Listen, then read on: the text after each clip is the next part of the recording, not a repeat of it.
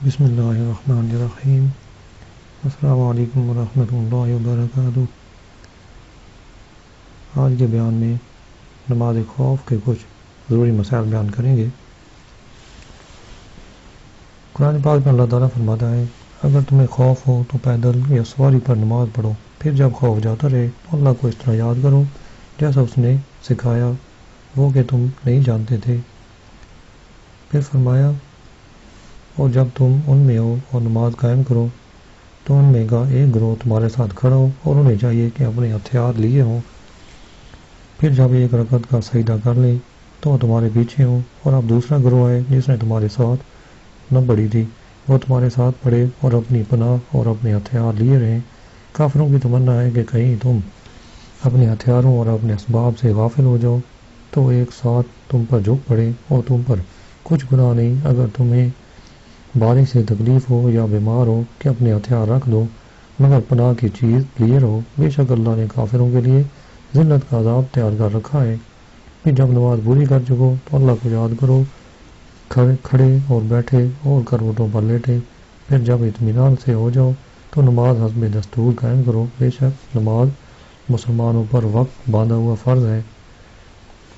ترمذی اور نسائی میں حضرت ابو ہریرہ سے روایت ہے، رسول اللہ صلی اللہ علیہ وسلم عصفان اور زجنان کے درمیان اترے۔ مشرکین نے کہا، ان کے لیے ایک نماز ہے جو باپ اور بیٹوں سے بھی زیادہ پیاری ہے، اور وہ نماز اثر ہے، لہذا سب کام ٹھیک رکھو، جب نماز کو کھڑے ہوں تو ایک دم حملہ کر دو۔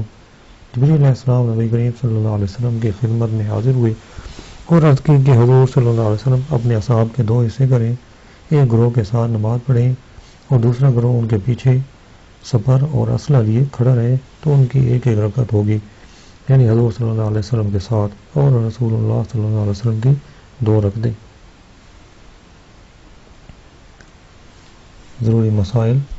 نماز خوف جائز ہے جبکہ دشمنوں کا قریب میں ہونا یقین کے ساتھ معلوم ہو، اور اگر یہ گمان تھا کہ دشمن قریب ہیں اور نماز خوف پڑھی، بعد کو گمان کی غلطی ظاہر ہوئی تو مقتدی نماز کا اعادہ کریں، یعنی دوبارہ پڑھیں۔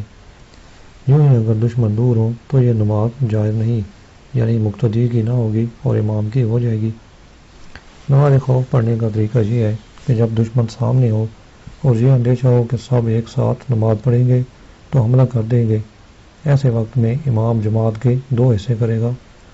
اگر کوئی اس پر راضی ہو کہ ہم بعد کو پڑھ لیں گے تو اسے دشمن کے مقابل کرے اور دوسرے گروہ کے ساتھ پوری نماز پڑھ لے۔ پھر جس گروہ نے نماز نہیں پڑھی اس میں کوئی امام ہو جائے اور یہ لوگ اس کے ساتھ باجماعت پڑھ لیں، اور اگر دونوں میں سے بعد کو پڑھنے پر کوئی راضی نہ ہو تو امام ایک گروہ کو دشمن کے مقابل کرے گا اور دوسرا امام کے پیچھے نماز پڑھے۔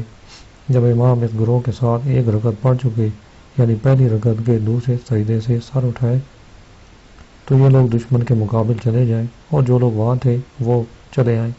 اب ان کے ساتھ امام ایک رکعت پڑھے اور تشہد پڑھ کر سلام پھیر دے، مگر مقتدی سلام نہ پھیریں بلکہ یہ لوگ دشمن کے مقابل چلے جائیں یا یہیں اپنی نماز پوری کر کے جائیں، اور وہ لوگ آئیں اور ایک رکعت بغیر قرات پڑھ کر تشہد کے بعد سلام پھیریں۔ یہ بھی ہو سکتا ہے کہ یہ گروہ یہاں نہ آئے بلکہ وہیں اپنی نماز پوری کر لے، اور دوسرا گروہ اگر نماز پوری کر چکا ہے تو فبیا، ورنہ آپ پوری کریں، خواہ وہیں یا یہاں پر آ کر۔ اور یہ لوگ قرات کے ساتھ اپنی ایک رکعت پڑھیں اور تشہد کے بعد سلام پھیریں۔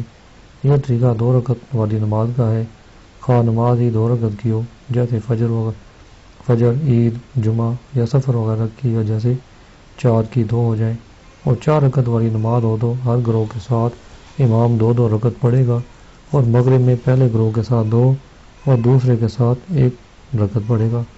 اگر پہلے کے ساتھ 1 پڑھی اور دوسرے کے ساتھ 2 تو نماز جاتی رہی۔ یہ سب احکام اس صورت میں ہے جب امام و مقتدی سب مقیم ہوں، یا سب مسافر، یا امام مقیم ہے اور مقتدی مسافر۔ اگر امام مسافر ہو اور مقتدی مقیم تو امام ایک گروہ کے ساتھ 1 رکعت پڑھے اور دوسرے کے ساتھ 1 پڑھ کر سلام پھیر دے، پھر پہلا گروہ آئے اور 3 رکعتیں بغیر قرات کے پڑھے، پھر دوسرا گروہ آئے اور 3 پڑھے، پہلی میں فاتحہ اور سورت پڑھے، اور اگر امام مسافر ہے اور مقتدی بعض مقیم ہے بعض مسافر تو مقیم کے طریقے پر عمل کرے اور مسافر کے طریقے پہ۔ ایک رکعت کے بعد دشمن کے مقابل جانے سے مراد پیدل جانا ہے، سواری پر جائیں گے تو نماز جاتی رہے گی۔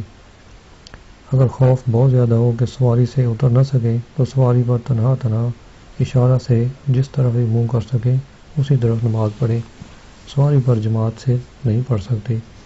ہاں، اگر ایک گھوڑے پر 2 سوار ہوں تو پچھلا اگلے کی اقتداء کر سکتا ہے، اور سواری پر فرض نماز اسی وقت جائز ہوگی کہ دشمن ان کا تعاقب کر رہے ہوں، اور اگر یہ دشمن کے تعاقب میں ہوں تو سواری پر نماز نہیں ہوگی۔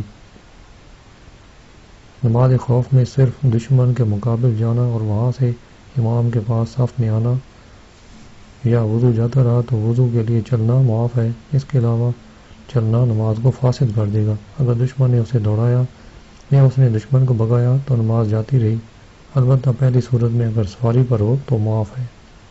سواری پر نہیں تھا، اثناء نماز میں سوار ہو گیا تو نماز جاتی رہی، خواہ کسی غرض سے سوار ہوا، اور لڑنا بھی نماز کو فاسد کر دیتا ہے، مگر ایک تیر پھینکنے کی اجازت ہے، یوں ہی آج کل بندوق کا ایک فائر کرنے کی اجازت ہے۔ دریا میں تیرنے والا اگر کچھ دیر بغیر ایذا کو حرکت دیے رہ سکے تو اشارے سے نماز پڑھے، ورنہ نماز نہ ہوگی۔ جنگ میں مشغول ہے، مثلا تلوار چلا رہا ہے اور وقت نماز ختم ہونا چاہتا ہے تو نماز کو مؤخر کر دے، لڑائی سے فارغ ہو کر نماز پڑھے۔ باغیوں اور اس شخص کے لیے جس کا سفر کسی معصیت کے لیے ہو صلاۃ الخوف جائز نہیں ہے۔ نماز خوف ہو رہی تھی، اثناء نماز میں خوف زیادہ رہا، یعنی دشمن چلے گئے تو جو باقی ہے وہ امن کی سی نماز پڑھیں گے، اب خوف کی پڑھنا جائز نہیں ہے۔ دشمنوں کے چلے جانے کے بعد کسی نے قبلہ سے سینہ پھیرا تو نماز جاتی رہی۔ نماز خوف میں ہتھیار لیے رہنا مستحب ہے، اور خوف کا اثر صرف ہے کہ ضرورت کے لیے چلنا جائز ہے، باقی محض خوف سے نماز میں قصر نہ ہوگا۔ نماز خوف جس طرح دشمن سے ڈر کے وقت جائز ہے، یوں ہی درندہ اور بڑے سانپ وغیرہ سے خوف ہو جب بھی جائز ہے۔